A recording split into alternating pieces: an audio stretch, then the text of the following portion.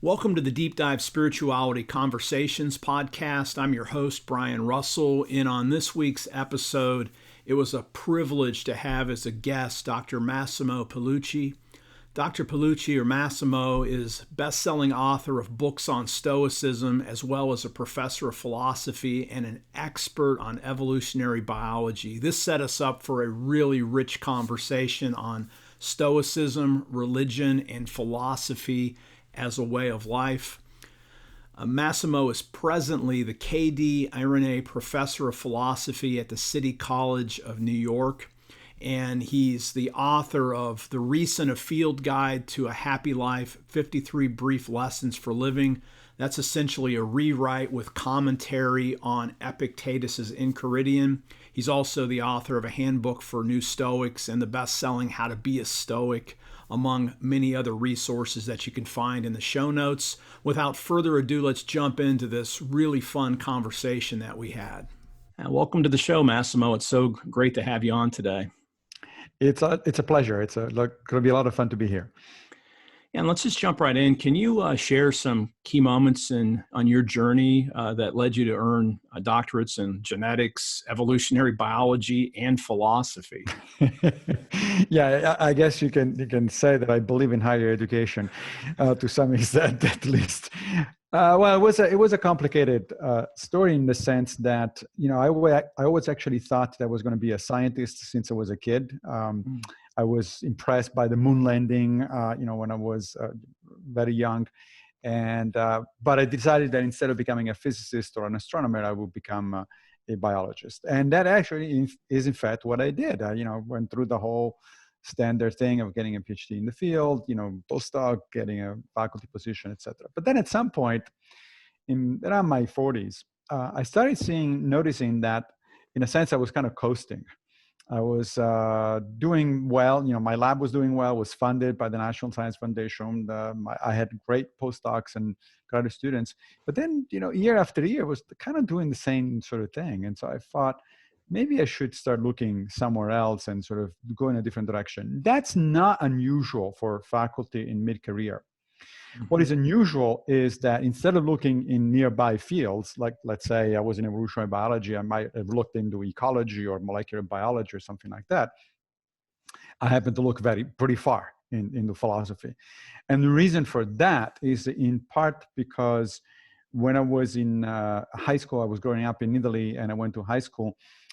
I took 3 years, mandated 3 years of philosophy, and my teacher was wonderful. She just, really made the subject come alive. So I always maintained an interest in philosophy in the back of my mind. And then when I was going through this kind of sort of midlife crisis, I was at the University of Tennessee in Knoxville, and the University of Tennessee just had hired a bright young philosopher of science named Jonathan Kaplan, who just happened to have done his dissertation at Stanford on exactly the same kind of topics that I was working on as a biologist, which is nature-nurture issues. Only he was looking at it from a philosophy perspective. So he looked me up, and when he came to campus, and we started, we went out for coffee, we became friends, we started collaborating, and one thing led to another. And at some point I said, it'd be interesting if I actually got back to graduate school and got a PhD. Would you mind being my advisor? And he looked at me and said, how many glasses of wine did you have today? Because he was a junior professor, untenured, and I was a full professor with tenure there. But I said, I don't drink at lunchtime, so it's I'm serious. And he kind of warmed up to the idea. We managed to do it, thanks also to the flexibility of the university administration about it. And a few years later, I got out with a PhD in philosophy. A few more years, and I had enough publications to actually be competitive in philosophy jobs. And when I decided to move to New York, that's what happened. I applied at City University of New York in a philosophy position, and they hired me, to my surprise, actually. But and here I am now. Well, that just says a lot that you continue to grow and learn, and it fits right into the way that you even write. So but now you've written multiple books, and you've been so prolific, and I'll have lots of links to different things that you've written. But when did you become a Stoic, and what drew you to that particular way of living or philosophy? It was part of the same process, only it took a little longer and took a few more years.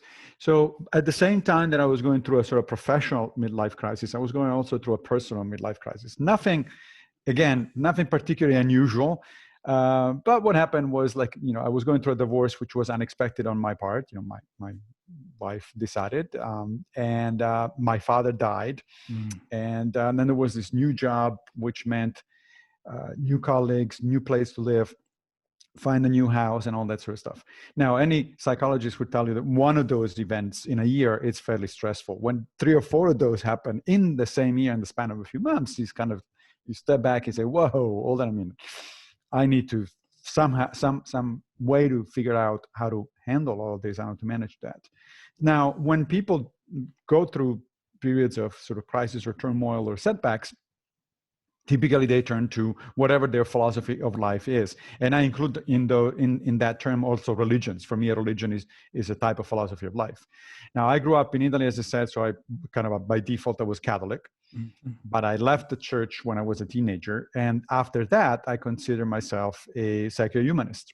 The kind of that philosophy sort of spoke to me. It's all about, human rights and equality, and it's all, and respect for science and and reason. So I was like, oh yeah, that sounds about right.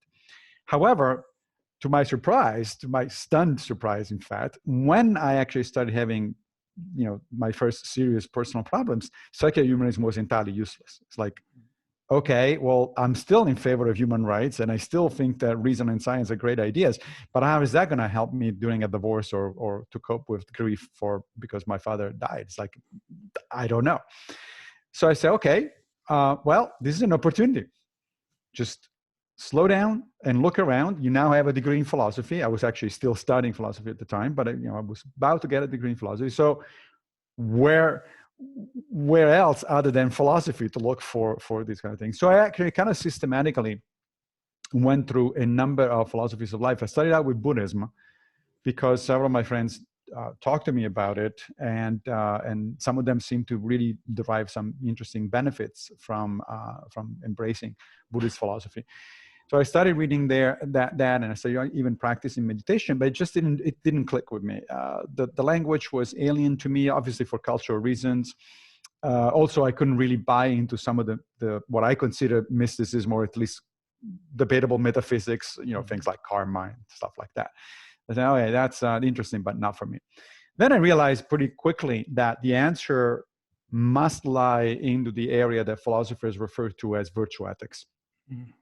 Why is that? Well, because virtue ethics is about character development. It's about becoming a better person. It's about dealing with adversity and so on and so forth. And so it's like, okay, it's gotta be in that area. But of course, as you know, there is a number of different types of virtue ethical positions. Most of them go back to ancient Greece and Rome, although virtue ethics is kind of seen a renaissance also in modern philosophy, like people like Philippa Foot, for instance, and her Moral Goodness was one of the books that really impressed me. So if you decide that virtue ethics is the thing, then you obviously have to start with Aristotle. He's the reference point. And I thought Aristotle was interesting, but again, it didn't click. And one of the reasons it didn't click is because Aristotle's philosophy tend to be a little bit aristocratic in a sense, right? So to live a good life for Aristotle, a life worth living, or as the Greeks used to call it, a eudaimonic life, you do need to work on your character, practice virtue, and all that sort of stuff. That's great. That's fine. But then you also have to have at least a little bit of education, at least a little bit of money, at least a little bit of good looks, even, he says, right? In other words, a number of externals that are actually not dependent on you. They depend on luck. And so for Aristotle, a lot of people are just out of luck. You can't have a good life. And I thought, but wait a minute, what I'm trying to do here is actually precisely to cope with things that are outside of my control, divorce, my father dying, etc. So it's like, that's not going to be helpful. So I thought, all right, but I still convinced that the answer is going to be in that area. So I moved to Epicureanism. And the reason for that is that a lot of secular humanists are actually into Epicureanism. Epicureanism, a lot of people think of it as the sex, drugs, and rock and roll of philosophy, but it's actually nothing like that at all. The goal of an Epicurean really is to live a life without pain, especially mental pain. And the reason psycho-humanists look favorably to Epicurus is because he was a materialist. So he thought that everything is made of atoms and bopping into the void. He said that we shouldn't be afraid of death because there's nothing there to be afraid of. When she is here, we are not there, as he famously put it. There's an emphasis on friendship. So a lot of those things kind of resonated with me. I said, oh, that sounds interesting. And then I hit the roadblock. Epicurus says, one thing you definitely don't want to do is to get into any kind of social political involvement, because that's painful. And we all know he's right. I mean, it definitely is painful. Yeah. But I couldn't see myself living a meaningful life that did not have some degree of social and political involvement. And so I thought, okay. So that's where I was. And then, again, serendipity played a role, because I was looking at all things in my Twitter feed. And I saw this thing that said, help us celebrate Stoic Week. And I thought, what the hell is Stoic Week, and why would anybody want to celebrate the Stoics? I thought the Stoics, I had the typical preconceptions about the Stoics being people who go around with a stiff upper lip, suppressing emotions, like a Mr. Spock from Star Trek. And as much as I love the character of Spock, I said, that's not the kind of life that you want to live, really. But then I was curious, because then I remember, but wait a minute, the Stoics, that's also a type of virtue ethics. And the Stoics, Marcus Aurelius, I read Marcus Aurelius when I was in college, the Meditations. The Stoics is also Seneca. And when I was in high school, I translated Seneca from Latin. Wow. And he was a fascinating reader, fascinating writer. So I said, but I never put the two together. I never actually put Seneca and Marcus Aurelius in the same category at all. And then it never occurred to me that they were actually talking about a systematic philosophy of life. So I said, okay, I'm curious enough. Let me sign up. So I signed up, started downloading material on the Stoics. The first Stoic that I read is Epictetus. And one of the first things that Epictetus writes in Discourses is, so you think you should be making money, that's fine, but then how are you going to use that money? The money isn't going to tell you. What it's going to tell you is your faculty of reason. You have to think about stuff, man. And I thought, wow, that's straightforward, resonates, clear language, useful. And then I kept reading, and the more I read, the more Epictetus really spoke to me. He's no nonsense.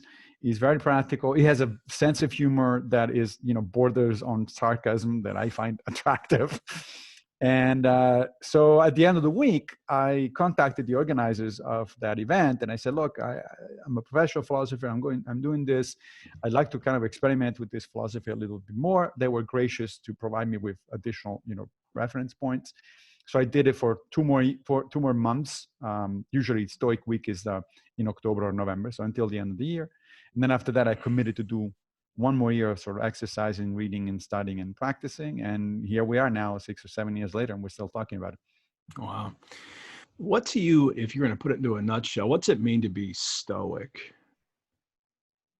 Or be a Stoic? Yeah, to me, to be a Stoic or a Stoic practitioner, because it's a little pretentious. I'm a Stoic, right? But a student of Stoicism for sure, a practitioner of Stoicism. In fact, that is the term that the Stoics themselves use. Prokopton just means somebody who makes progress, right? And to be a student of Stoicism, to me, means to do your best to try to be a better person, and to use certain signposts, certain techniques, a certain framework that comes out of Stoic philosophy. Particularly two things: the four cardinal virtues, and what is sometimes referred to, although a little bit misleadingly, as the dichotomy of control. So the four cardinal virtues, which are common to Christianity, right? Mm-hmm. Christianity has 7 virtues, the 4 cardinal ones, which are in fact coming from the Greek-Roman tradition. And, both Paul names them, and then Thomas Aquinas actually kind of, sort of structured the whole thing. The 4 cardinal virtues are practical wisdom, courage, justice, and temperance. Now, practical wisdom is essentially the knowledge of what is really good for you and what is not good for you. And for the Stoics, that comes down to a simple thing. What is really good for you is a good character. Whatever improves your character, and what is really bad for you is whatever undermines your character. End of story. Everything else is, has value. It may be preferred or dispreferred, but that's pretty much where it's at. Courage is, of course, not just physical courage, bravery to face a danger or something like that, but moral courage, the courage to do the right thing. Justice is the virtue that tells you that you should be treating other people with fairness and dignity as you would want to be treated by others. And then temperance is the notion that you should be doing things in right measure, neither too much nor too little. So for a practicing Stoic, basically you use the four cardinal virtues as a kind of a moral compass. Everything you do in life, you compare it or in terms of or you question it in terms of the four virtues and say, okay, so is this a good thing for me to do for my character? Is it courageous? Is it just? Is it temperate? And if the answer is yes, go for it. If the answer is no, don't do it. And I find it very effective. Like, for instance, let me give you an example. Let's say that tomorrow I go back to work, which I won't because we're in the middle of a pandemic. And I see my boss harassing a coworker, right? Well, then the question is, well, should I intervene? Well, practical wisdom tells me yes, because if I do intervene, this is good for my character, it builds my character. If I don't intervene, it's actually I'm undermining my character as a human being. So the first answer is yes. Does it take courage? Well, yeah, because it's my boss. I could get on his bad side, and then there can be consequences, repercussions. Is it just thing to do? Well, I would want somebody to intervene on my behalf if I were the target of that sort of behavior. So it's only fair that I help somebody else who is in distress, or try to help. And then what about temperance? Well, that means that I don't want to do too little. I don't want to just mumble something under my breath so that my boss doesn't actually hear me, and then say to myself, hey, good job, you did something, right? But at the same time, you don't also want to jump on him and start punching him on the nose, because that's an excessive reaction given the situation. And so there it is. I just consulted my four virtues, and I decided that, yes, that's I need to act in this case. The second major sort of framework that orients a Stoic practitioner is the dichotomy of control. This is actually something that is common to different traditions. It is found most famously in Epictetus, although it goes back. Epictetus was an early 2nd century Stoic, but it goes actually back all the way to the early part, beginnings of Stoicism. But I actually found the same kind of sentiment at least in 8th century Buddhism, 11th century Judaism, and in fact, it's in Christianity. The Serenity Prayer, that is right. That's a early 20th century Christian prayer that is often said at the beginning of 12-step organization meetings, like Alcoholics Anonymous. Well, that prayer asks God for the wisdom to tell the difference between what you can change and what you cannot change, the courage to change what you can, and the serenity to accept what you cannot. Well, Epictetus' version of that is some things are up to you and other things are not up to you, and you should focus on the first ones and develop an attitude of equanimity in acceptance toward the second ones. So it's essentially the same idea.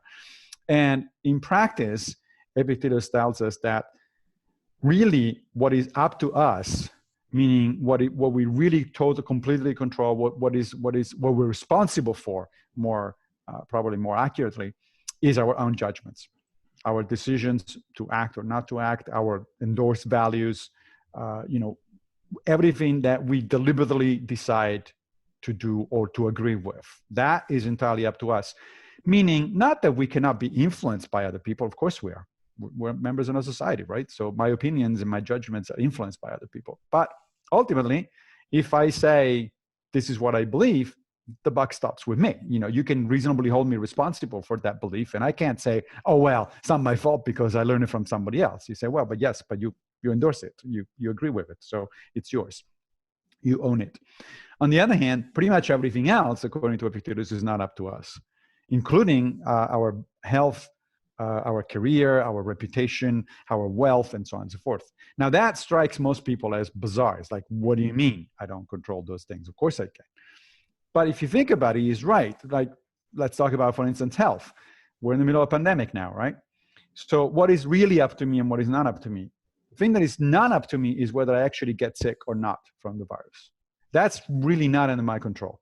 It depends on circumstances. Viruses, I'm a biologist. Viruses are sneaky things.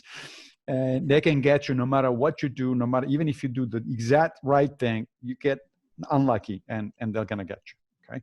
So the outcome is not up to you. What is up to me, of course, is my judgments. for instance, the judgment that we really are in a pandemic and the virus is a really dangerous thing, and that certain things really do help, like social distancing, masks, and so on and so forth. But those are judgments. Those are up to me.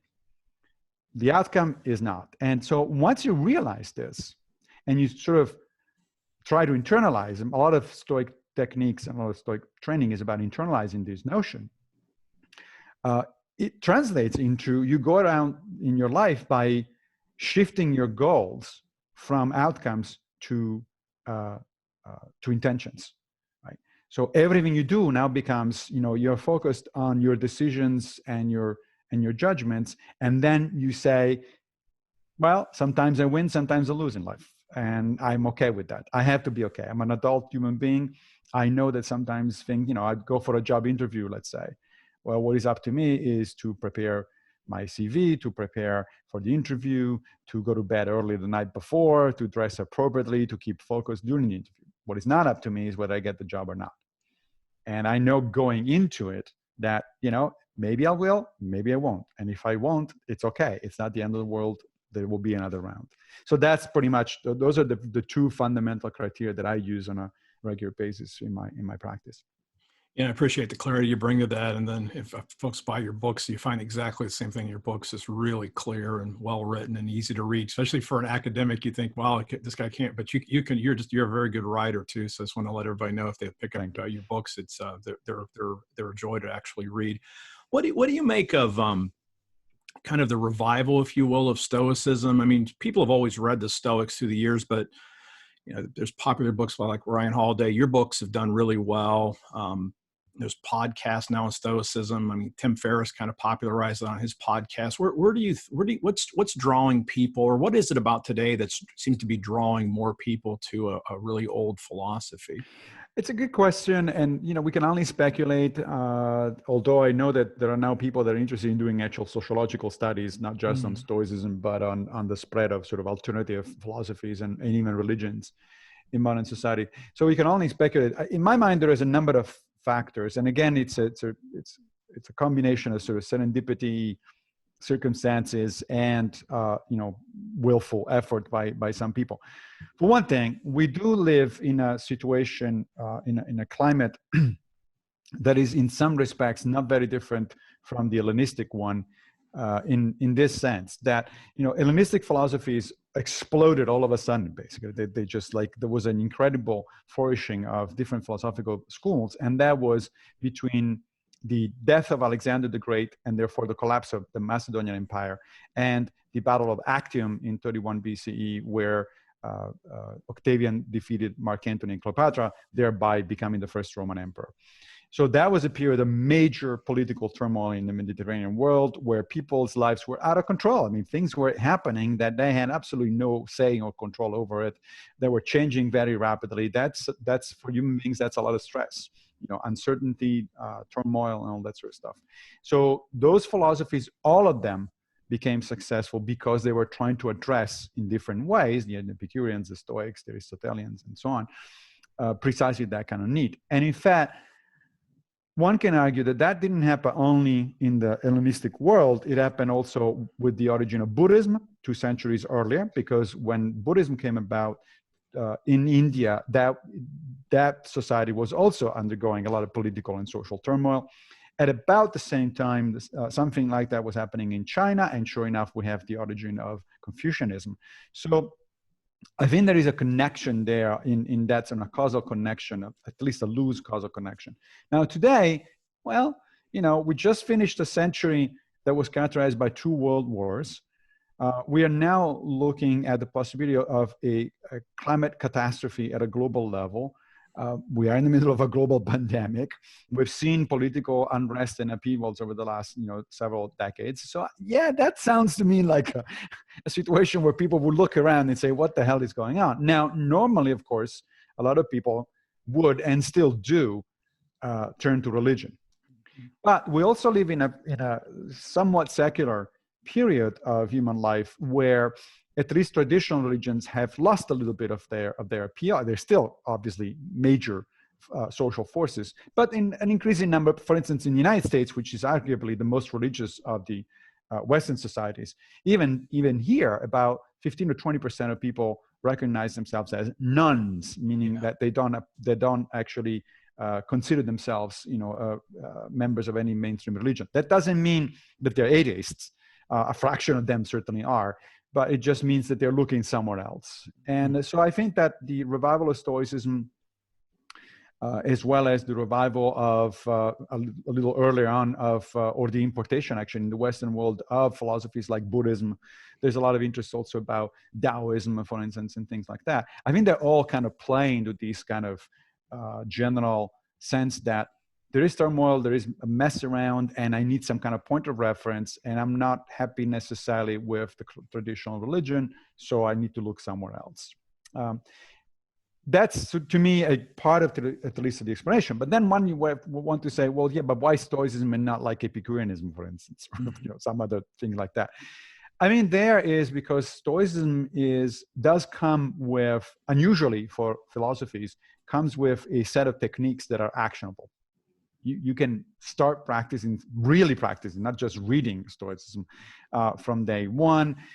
We know that at least some of these techniques do work because they were also at the origin of cognitive behavioral therapy in the 1960s, which is a very evidence-based type of psychotherapy. So it's not like, oh, just because Seneca said so, why should I do it? Well, it's not just Seneca. It's also a lot of empirical research in psychology and cognitive science that says, yeah, if you engage in certain techniques like philosophical diary or journaling or premeditation of adversity and things like that, those things actually work. They help out. So that's another reason.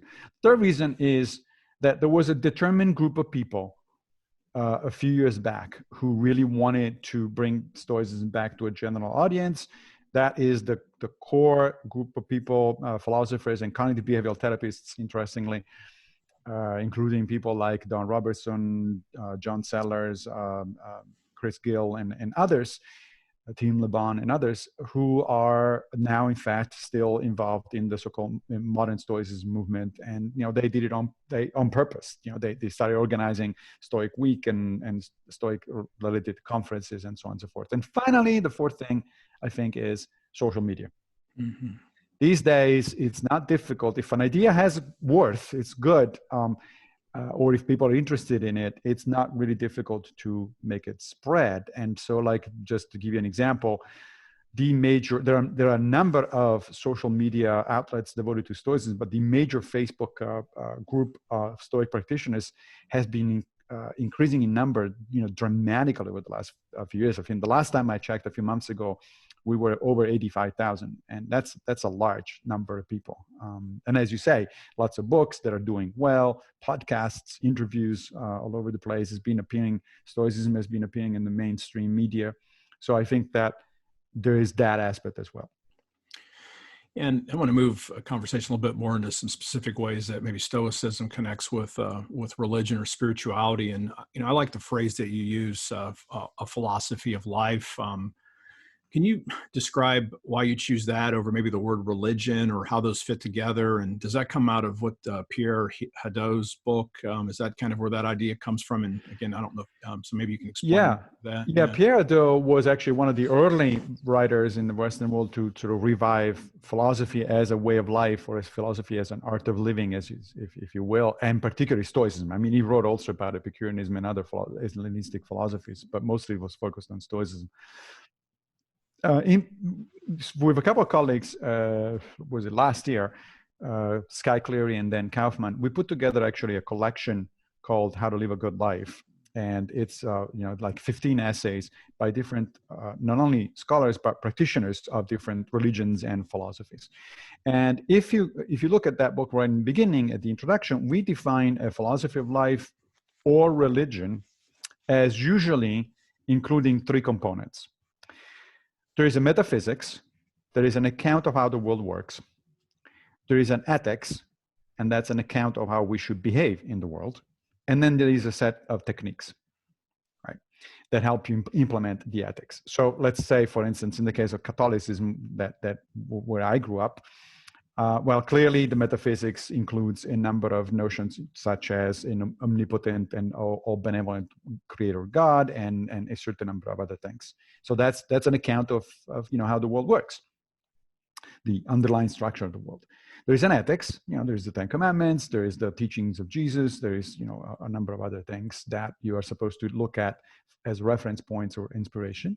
And then there's techniques, because what is going to church, praying, reading scripture, and other than techniques? Those are, in fact, I'm often told by people, it's like, it looks to me like Stoicism for you is a religion. And I said, well, I don't see the difference. Because what do I do on a regular basis? I read scriptures, quote unquote, right? I read Epictetus on a regular basis, or Marcus Aurelius and so on. I reflect on those and try to think how they apply to my life. I commune with other people. We create local stores where we meet with other people and have discussions about how to live life. And then I have techniques that instead of praying, there are some different kinds of meditations. But other than that, they're really, superficially, there isn't that much of a difference. And I would say, even at the core, there is not much of a difference. Yes, of course, my metaphysical beliefs are different from those of a Catholic. But other than that, we're pretty much doing the same stuff. No, it's interesting. I'm Protestant. We come from the Methodist tradition, and I don't know if much you know about that, but that was the name they got ridiculed with because they were so methodical with practices. Hence the name, right? Yeah. So I've actually noticed, when I first started running into Stoicism, and I was thinking, these people are doing the fasting like Seneca talks about. They're journaling. I thought these are just the new Methodists now, and so I really liked how you answered that. That's really interesting. So look. In your new book, or actually in your previous book, How to Be a Stoic, you have a really helpful final section. I mean, the whole book's helpful, but I love I like exercises. I'm a Methodist, so I love the practical stuff. And you have a section called Practical Spiritual Exercises. Kind of two related questions. What do you mean by spiritual in that sense? And then, since I want to pick on your science part of your training as an evolutionary biologist, how do you explain kind of that apparent need in humans for the spiritual? Those are both great questions. So spiritual, of course, I tend to use it in a secular, which, as you know, doesn't mean atheist. It just means broad, right? Secular meaning to me means something that could be okay for both a religious person and a non-religious person, right? So spirit, of course, is your soul, your whatever animates you, essentially, right? And if you're a religious person of a particular inclination, then that you will think in terms of soul and so on and so forth. If you're not, then you're thinking about, in a sense, your well-being, mental well-being, right? Your spirit is, so these are spiritual exercises because they help your well-being at a mental, psychological level. You feel good about what you're doing. You feel like you're ready to take on your challenges in your life. So by spiritual exercising, in fact, I'm using the word that Pierre Hadot was using when he was writing about the meditations, Marcus Aurelius meditations. So these are spiritual exercises in this very broad sense. Whether then you personally, somebody personally says, okay, for me the spirit is this thing, and that's fine. I think I'm ecumenical about it. To me, it doesn't matter. For me, the human spirit is simply, the higher level cognitions and emotional structure of the human, arising from the human brain. So these are exercises that help in this way. Now, from an evolutionary perspective, why the hell do we need that? Well, because for whatever reason, evolution at some point endowed us with this ability to think about ourselves, right? So to be self-conscious, and there probably are. We can only speculate because it's really hard to do experiments on the evolution of something like consciousness, right? Because for one thing, there's only, as far as we know, there's only one animal that is self-conscious, at least to the level of Homo sapiens, and that's our species. There probably were others, and there were other species of hominids, but they went extinct, so we don't have any comparison. It's hard to do comparative studies when your closest relative is a chimpanzee and it's 4 million years of evolution, in terms of separation. So it's going to be speculative, but nevertheless, self-consciousness requires a very, very large brain. A very, very large brain means a lot of metabolic energy. And I guarantee you, natural selection doesn't favor anything that costs a lot in terms of metabolism, unless it is actually useful. So now we can speculate about what the use of self-consciousness is. I would suggest that it helps in planning our actions, in imagining. We can use our brain remarkably as a kind of a virtual reality simulator, where we can imagine situations before they actually happen. And I'm pretty confident that no other animal, or at least not many other animal species, can do that. It's possible that some other primates have some version of it, but human beings do it very well. And it's equally obvious to me, that it helps our survival. One of the reasons the human species has been so successful is precisely because we can imagine situations, and therefore we can work toward long-term projects that other animals that live in the here and now can simply not, are incapable of doing. So, however, certain byproducts happen once you're self-conscious, and one of these byproducts is that you start asking questions to yourself about why you're doing what is it you're doing, and also you become aware, of course, of your own mortality. Right? That's a big thing, and psychologists will tell you that is a major source of anxiety. And so now we have a situation where we have a large brain that is capable of doing all sorts of wonderful things, but it's also aware of its own mortality. It's also aware of the fact that there might be different reasons for doing things, not just the obvious ones. And so now we start thinking about stuff. Now we need to therefore have an account of who we are and what we're doing and why we're doing it, right? We are, in fact, biologists would argue that we are, in fact, fundamentally storytelling animals. We function well when we can tell ourselves a story about what we're doing and why. That's why, for instance, we are very much distressed when we encounter situations that trigger things like cognitive dissonance, right? With cognitive dissonance is this notion where I find myself doing something that is at odds with what I believe, right? And I have to resolve the cognitive dissonance. Or perhaps I find myself believing in certain things, and then there is some information that comes in and says, well, actually, those things are not true, or they don't stand up to scrutiny. Now I have a problem, and I have to resolve it, because otherwise that generates anxiety. Mm-hmm. And so these are spiritual exercises also in this sense, that they help us constantly rework our narrative and smooth out the stuff that it doesn't seem to work. And eventually, from time to time, you also critically analyze the things that don't seem to work and say, you know what, this doesn't seem to work, so I need to replace it. I need to just let go of it. No, that was really helpful. And when I was doing some research for our interview, I came across, you had a series of blog posts on Gavin Rowe's book on Stoicism, One True Life, and right. And I thought you were just super generous in the way that you engaged him, because he argues that Christianity and Stoicism are essentially incompatible traditions, and right.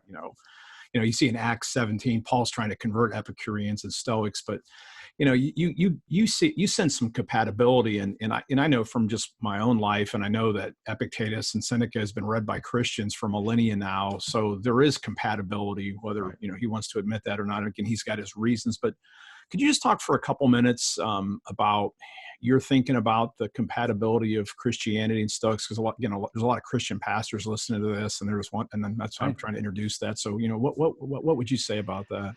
So I think there's two reasons why Stoicism and Christianity are compatible. One is that, remember my definition of philosophies of life as metaphysics, ethics, and practice, right? So the practice and the ethics are actually not that dissimilar. At the end of the day, both a Christian and a Stoic want to be good people. They want to do right things by the other people.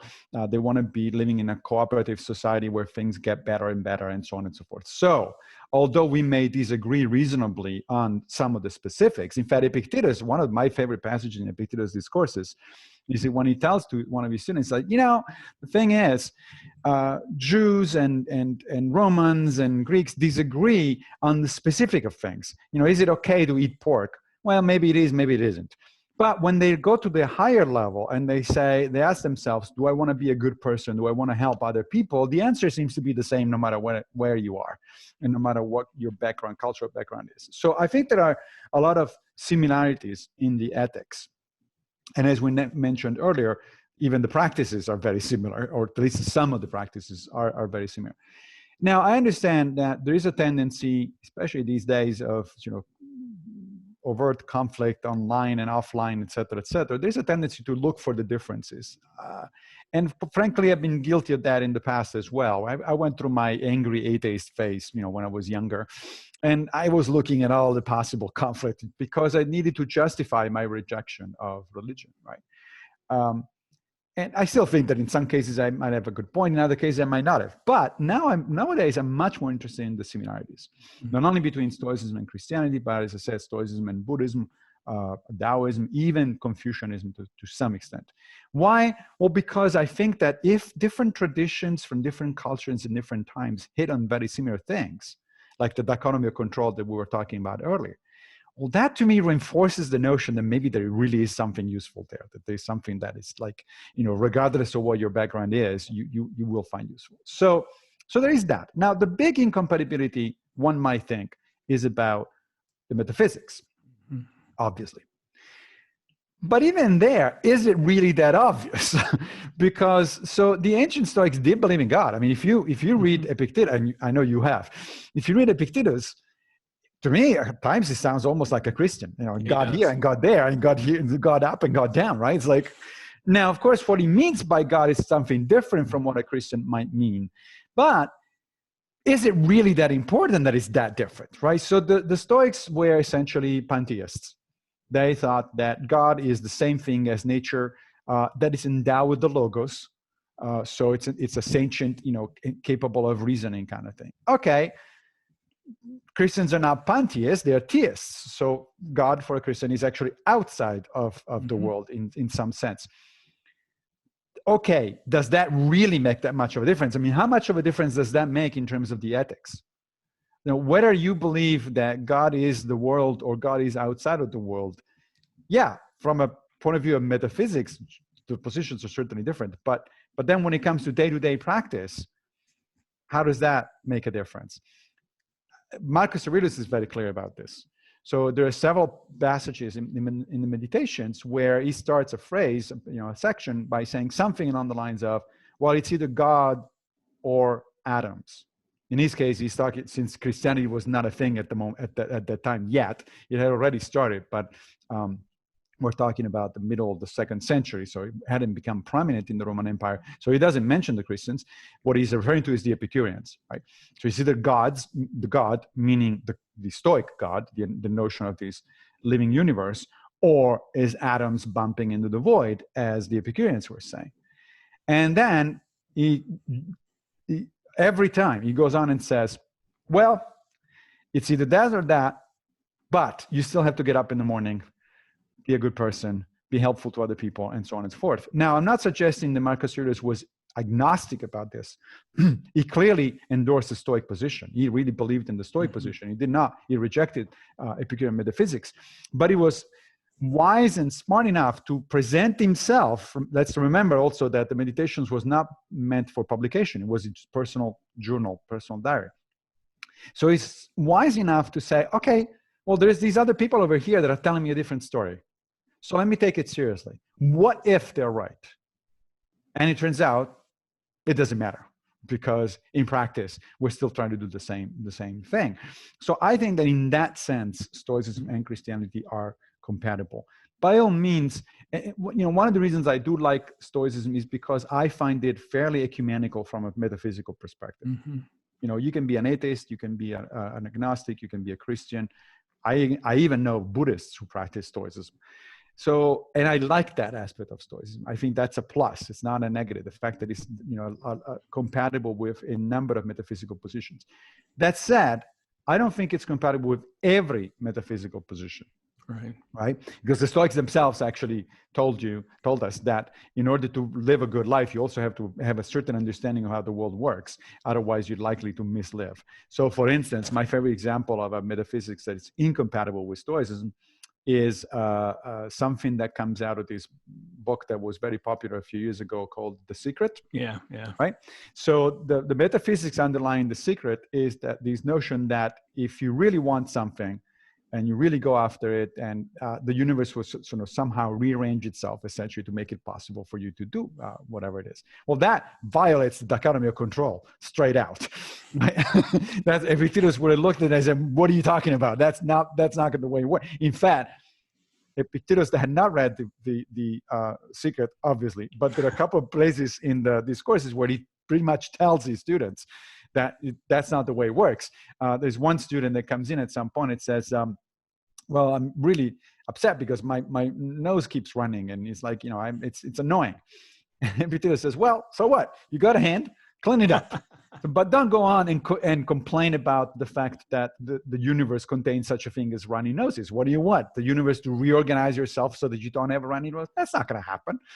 So there are some kinds of metaphysics that are, I think, incompatible with Stoicism. It's not completely neutral from a metaphysical perspective, but I think that Christianity falls squarely into the category of compatible ones.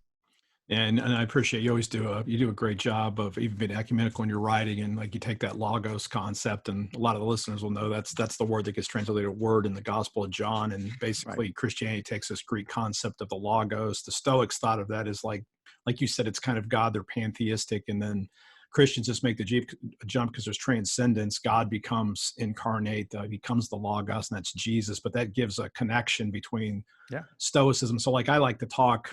Like I coach a lot of pastors and folks, and I always introduce them to Epictetus, and I kind of say the practices of the Stoics let us operationalize some of the things that we actually believe and just get it down into our lives. And you've already talked about that several times. I'm going to watch the clock because I think I have one really big question I want to ask you, and then I'll go for it. Because I wanted to get to the kind of what, like I'd call it a hermeneutical question, and I teach biblical exegesis, and I mean just so there's so many questions. It's just this little book. You've redone Epictetus's Enchiridion, or his handbook, and you've rewritten it. And you've been, I mean, I love the thinking. You've laid out kind of why you've done certain things, but you've tried to update it to the 21st century. And really, everybody that's listening here, as Christians, we read the Bible, and we're trying to, nobody takes the Bible really literally. Sometimes we say, some people think they do. It has to be brought into the 21st century. And I just wanted to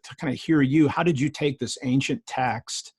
And again, this is probably too big of a question for the final one, but if you could, just some brief thoughts on your thinking that allowed you to interpret an ancient text for today, how, and then like, when we read the Bible, the biggest challenge that any pastor, anybody that's reading the Bible is like, how do you just not see your own face in the text by reading yourself into it? So, how did you avoid that? And I mean, I'd just like to hear some of what you're thinking about the interpretive process. Yeah, that's a great question. So what I wanted to do with the field guide was two things. On the one hand, it is actually my homage to Epictetus, right? Because he literally changed my life for the better. And I think it's too bad that he's not as well known nowadays as he used to until fairly recently, because as you know, Epictetus influenced Christian medieval practice for sure, and theology all the way into the Renaissance, and he was actually popular enough that many of the founding fathers of the United States actually had their own copy of the Enchiridion. George Washington, Thomas Jefferson, Benjamin Franklin, all of them did. So it was a household name. And then it somehow in the 20th century kind of went into an eclipse. And I think we need to bring him back, because he really is one of the towering figures, I think, in ancient philosophy, and he deserves to be there, particularly because he's so very helpful. So on the one hand was my sort of homage to Epictetus. On the other hand, the fact is, Stoicism, hold on a second, I lost, there, I had somehow lost your screen. So on the other hand, Stoicism flourished from the end of the 4th century BCE to the 2nd or 3rd century of the modern era, right? And then it kind of disappeared with all Hellenistic, at least as an official school, like with all Hellenistic philosophies. Why? Well, because of the rise of Christianity, at least to some extent. And the world was changing in new ways. Yes, the Stoic thought influenced Christianity, and it stayed sort of under the surface for a long time. It influenced modern philosophers like from Descartes to Spinoza and so on and so forth, Montaigne and so on. But nevertheless, we have not actually had a Stoic movement until the late part of the 20th century. Mm-hmm. So part of the question here is, what would have happened to Stoicism if instead of having this kind of interrupted, period of interruption, it had evolved organically as any other philosophy or religion, like Buddhism, for instance. Buddhism today is it's actually incorrect even to speak about Buddhism in the singular. We should speak about it in the plural, because it's a bunch of different traditions with different emphasis on different things and so on and so forth. So that was part of the question that I asked myself. It's like, so what would that look like? If Epictetus were actually alive today in the 21st century, how would he write stuff? And I what I try to do is, the book has 53 sections, just as many as the original Enchiridion. Each section does refer to the same kind of, treats the same kind of topics that Epictetus was talking about. And about half of the sections are simply rewritten in terms of modern language, but otherwise it's just Epictetus. The other half, and if the readers are curious, they can go, there's an appendix there that actually details which ones. The other half are updated. Updated meaning what? Well, we've been through 2,000 years of science and philosophy in the meantime. So there are a few things that I think Epictetus said or was thinking at the time that don't really scale up to the 21st century. And so they need to be reinterpreted in a more fundamental way than just rephrased. Now, I try to do that while keeping the spirit of Stoicism, as much as I could. But I think that's feasible in the same way in which you were talking about before. Like today, nobody today is a Christian in the way in which people were 2,000 years ago. Even, I spent a lot of time in the Bible Belt. And even so-called fundamentalist Christians who think that they're reading the Bible literally, they're not. They have to interpret it. When they read things literally, they find themselves, with serious problems to address. And so they have to interpret it. And that is, I think, what is most interesting about religious and philosophical texts. You were saying, you have to be careful about not reading yourself. But to some extent, it's not really necessarily a bug. It's kind of a feature of it, right? So long as you do it thoughtfully, so long as you don't just, engage in rationalizations. But to have these texts alive just means that every generation is going to reinterpret them, sometimes in ways in which the original authors might not have recognized or might have even felt uncomfortable. In the case of Stoicism, Seneca tells you straight out in one of the letters to Lucilius, he says, look, my predecessors are not my masters, they're just my teachers. And if I discover a new way of doing things that is better, I'll do it that way. And we haven't, he says to Lucilius, to his friend Lucilius, we don't have all the truths. New generations will come and they will discover new stuff, and good for them, right? We don't have the final word for it. So that's the spirit in which I wrote the field guide. And one of the things that, of course, this reasoning implies is that hopefully this isn't going to be the last reinterpretation of Epictetus. That there will be other ones, because there will be other people that will write with even more understanding, knowledge, and so on and so forth. And they will feel like Epictetus still has something to say, but it has to be brought up to whatever the time and culture is going to be. Yeah, thank you for the answer. And again, I do appreciate in your appendix, you lay everything out. I just appreciate clear thinking. I was just thinking almost every Bible translation needs to have like an appendix, kind of like you've worked it through there. Cause that was, I just say from, just as a Bible professor, I always teach hermeneutics, and it's just, I try to be really clear with my students. I just appreciated the way you laid that out. Cause it's not easy. It's not easy updating things. It's not easy doing translations. It's always easy to criticize them. It's not easy to actually craft one. And let me just ask you a couple of real quick questions, and I'm going to, so now we need to shut the conversation down. If you're going to pick just 2 or 3 books that have really shaped you deeply, other than specifically the canon, the Stoic canon itself, what would those be? One of them would definitely be Carl Sagan's The Demon Hunted World. And the reason for that, so that's a popular book where Sagan, who was an astronomer, addresses paranormal beliefs and pseudoscience and so on and so forth. But it does so in a compassionate way, on the one hand, as opposed to like I don't want to name names, but let's say Richard Dawkins, that sort of kind of nasty, aggressive thing. Sagan does it in a very nice, compassionate way, but at the same time, it doesn't shy from saying, "Look, I'm sorry, this doesn't stand up to scrutiny." Right? I looked into UFOs, and no, it's not a thing. So that made an impression on me, not only because it was talking to me about the difference between science and pseudoscience, which is something that I eventually has become part of my job as a philosopher of science. I devote a significant amount of time to that, but also because of the way he did it. Like, he showed me that there is a way to criticize other people and to disagree with other people, that it's actually compassionate and constructive. Now, whether the people in question take it, so that's up to them. But I can make the effort to do it that way. Another book that I have to say that, which is kind of funny given the show we're on, that affected me when I was very young, is Bertrand Russell's Autobiography. So as you know, one of his most popular books, most famous book, is Why I'm Not a Christian. But his autobiography really had a major impact on me. And the reason for that is because I was a teenager, and I was kind of spending a very boring afternoon in my father's house.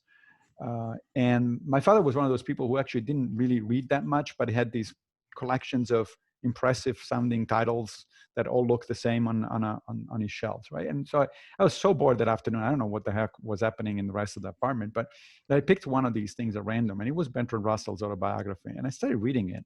And that opened up to me the notion that a philosopher who, the kind of people that normally you say, oh, this is a boring kind of fellow. No, he was very engaging. He was, again, compassionate. He talks about his activity as a pacifist. He talks about being, put in prison during World War I because he was objecting to the war. He was arrested when he was 90 years old because he was doing a sit-in against the Vietnam War. And it's like, wow, who is this guy who is a foremost logician? This is a really smart guy that writes about things that at the time certainly I couldn't understand, and yet he's interested in politics. He's interested in people. He wants to actually make this a better world. So that really made an impression on me. And so these two figures, Bertrand Russell and Carl Sagan, are examples of very rational, very reasonable, very fact-oriented, and yet very compassionate and very helpful, I think, human beings. And so those are two of the major influences in my life. No, that's good. I was just, when I was doing my philosophy class when I was in seminary, Bertrand Russell, my professor, that was his favorite atheist. So we talked about him a lot, and I've read him, and he's fun to read. I've read Why I'm Not a Christian, and I might even check out that autobiography because he's a very interesting figure. And again, the model, the Stoics do it, you do it yourself. Russell, I mean, these are philosophers that can actually write, communicate clearly, and that are accessible, and that actually can help you to be, to think more clearly. Again, I want to be fair to your time, so I just want to thank you so much. Again, this is the first time we've met, but I just want to say I really appreciate your wisdom, the books that you've read. If anyone's listening that would want to check out, maybe what's the best place on the web to find out more about you and your work? Thank you. There are a couple of places. One is my website is just my first name and last name.com. So MassimoPigliucci.com, one word. And there, basically, it's an archive of everything that I do, everything that gets published, podcasts, articles, etc., books. It's either there or linked there. And then other than that, on Twitter, it's my main social network. And there you can find me at mpigliucci, MPIGILIUCCI. And thanks for the enthusiasm and just the clear thinking that you bring. It's been a real privilege having you on the show today. It has been a pleasure being here. Thank you. Thank you for having me. Well, until next time, everyone, thanks for listening all the way to the end, and live by faith, be known by love, and be voices of hope in a world that desperately needs it. Thank you so much for listening to this week's episode of the Deep Dive Spirituality Conversations podcast. I'm so grateful to have you as a listener. If you found this episode especially helpful, would you consider leaving a 5-star review wherever you're listening to this, and also share it with friends who you think would find the information helpful? Many of you know that I'm a coach. I work with both small business owners and especially pastors and spiritual leaders. And if you'd be interested in working with me, you can check out two websites. My general coaching website is drbrianrussellcoaching.com. And I also have a special program for pastors. It's a group coaching program. It's called Deep Dive Spirituality Group Coaching with Dr. Russell, and you can check that out at www.deepdivespirituality.com. If you purchase any of the resources in the show notes, they go to Amazon, they're affiliate links, and a small portion of your purchase price comes back to the show to help support it, though it doesn't affect your final total at all. Again, super grateful that you're listening all the way to the end, and we'll see you next time.